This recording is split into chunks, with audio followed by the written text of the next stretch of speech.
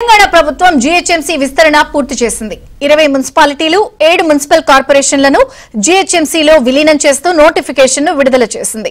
నిన్నటి నుంచే ఈ నిర్ణయం అమల్లోకి వచ్చినట్లు తెలిపింది. 27 మున్సిపాలిటీల్లోని రికార్డులు స్వాధీనం చేసుకోవాలని డిప్యూటీ మున్సిపల్ కమిషనర్లకు జీహెచ్ఎంసీ కమిషనర్ ఆర్వి కర్ణన్ ఆదేశాలు జారీ చేశారు. డిప్యూటీ మున్సిపల్ కమిషనర్లు, జోనల్ కమిషనర్ల బాధ్యతల జాబితా విడుదల చేస్తూ ఉత్తర్వులిచ్చారు.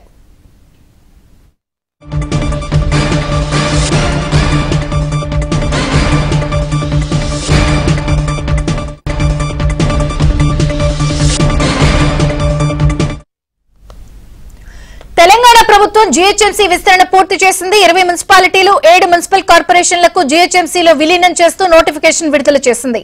పూర్తి అప్డేట్స్ నుమాన్ అందిస్తారు. నుమాన్,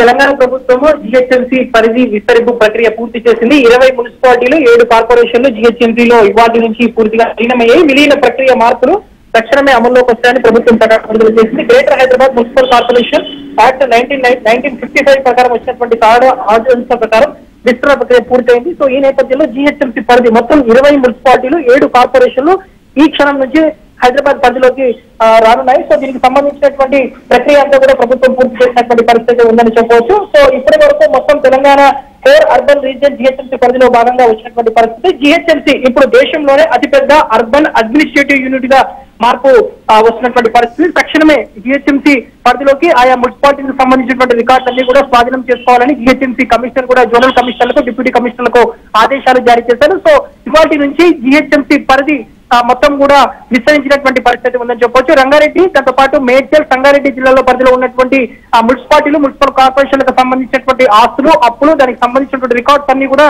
ఈ క్షణం నుంచే జీహెచ్ఎంసీ పరిధిలోకి వస్తున్నటువంటి పరిస్థితి ఉందని చెప్పొచ్చు. Okay Numan, thank you.